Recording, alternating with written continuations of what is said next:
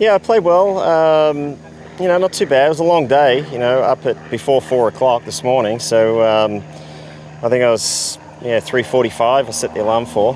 And then it's a long, hard day anyway because it was windy and it was wet for most of the morning. The golf course is super wet, so it's very hard to walk on, and so that just alone makes your legs tired, and I think I was just getting tired towards the end. You know, I'm no spring chicken anymore. Still in good shape though, but mate, at this stage of your career, obviously it's about achieving historic things. I know you've had number 5 in your mind all week, you've been playing very well. You've now given yourself a big sniff. Yeah, I mean, you know, obviously I'd like to, join that club at, 5 times. So, I guess I'm really the only one here this week that has a chance to do it. But there's a long way to go and a lot of holes to be played, and I'm sure there's a lot of bad weather to come. Seems like we're getting it at the moment, but hopefully not. Hopefully we can get this tournament back on track by, by tomorrow sometime, and, hopefully Sunday we'll get back to normal. But course is very wet. Greens are very tricky to putt on. Obviously, with all the water we've had, they're very slow.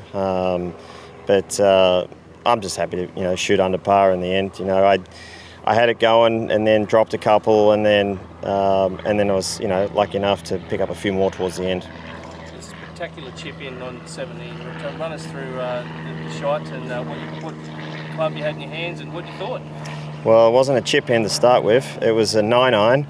And it was the 8th hole, and it was it was about 100. I played at about 120 meters with all the wind and the uphill and all that sort of stuff, and just hit a little 3/4 9. It landed perfect, about 10 feet short, and then I knew it was dead on line, obviously, and it didn't take a swirly bounce on me. It bounced straight, so that was good. Went in. Hugo said it came off the back of a peachy little 9-iron into the hole before for birdie. Yeah, a couple of holes before that, did the same thing. Hit a nice little shot in there, very similar shot. I mean, it's, I kind of like to play those little 3/4 knockdown sort of shots, especially when it's windy because you've got full control of your ball. We've talked about Hugo being on your bag at the start of the week. Your caddy, Brad Hughes, obviously he's got his own pedigree as a player. What's it like having the coach-caddy relationship? You know what? I think we've sort of got it right where it needs to be. We get along great, and obviously, and so it's good because he can tell me some things that I'm doing wrong and stuff like that. So and also because he's so close and so up close and personal that I can tell him some of my thoughts that are going through my head and stuff like that. So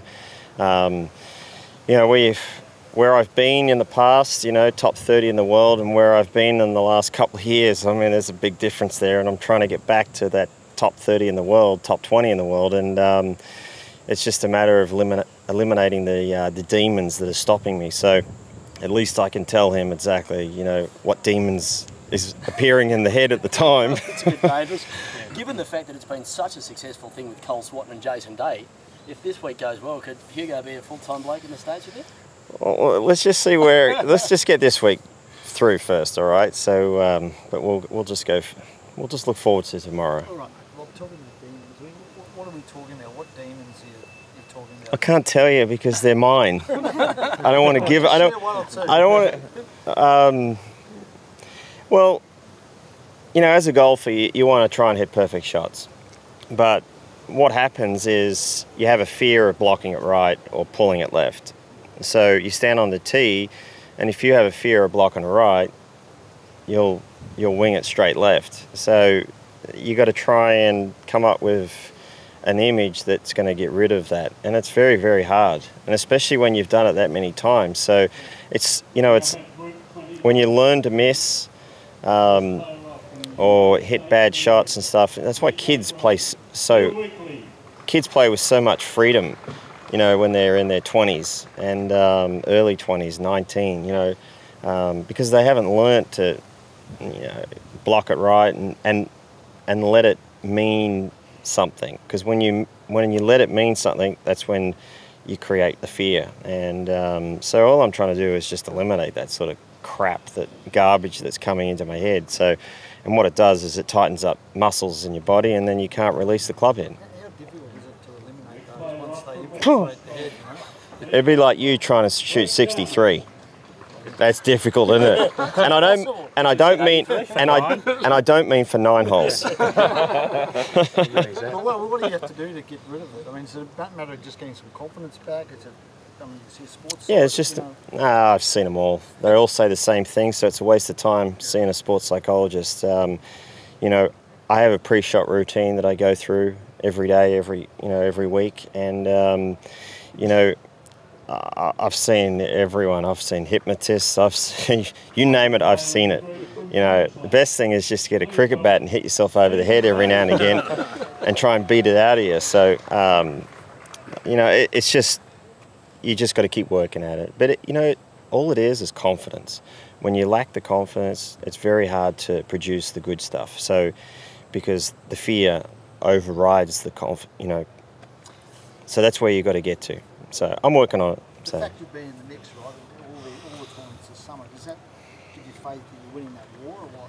Oh yeah, no, I feel great. I feel like I'm getting closer and closer every time I come out and play. So, you know, coming down here has been a great thing for me. You know, I played well at Metro, and I played well at the Australian, and you know, I feel like I'm playing pretty good here. I think the weekend will hold a lot better things for me. I don't think the best golf has actually come out yet so far for me this week. So, you know, a really good workout this afternoon in the gym, and a good run, and you know, a good feed tonight, and an early to bed. I think that will do me great, and you know, get amongst it tomorrow. When talking to you about the Masters, you said you love coming home. It's the positive philosophy of confidence. It seems as though that's happened, hasn't it? Yeah, no, exactly. You know, I love playing the courses in Australia, and I love playing in front of the Australian crowds and that. And I've always have, and that's why I always keep coming back every year. And that's probably why I've had so much success down here too. You know, I just enjoy playing in Australia. You know, I enjoy eating Australian food. You know, dim sims, meat pies, sausage rolls. You know, I'm just joking, but no, I'm actually not joking. Australian beer is good. Australian wine is the best in the world. No, look, it's just nice to be down here, and it's a bit more relaxed atmosphere than the US tour too.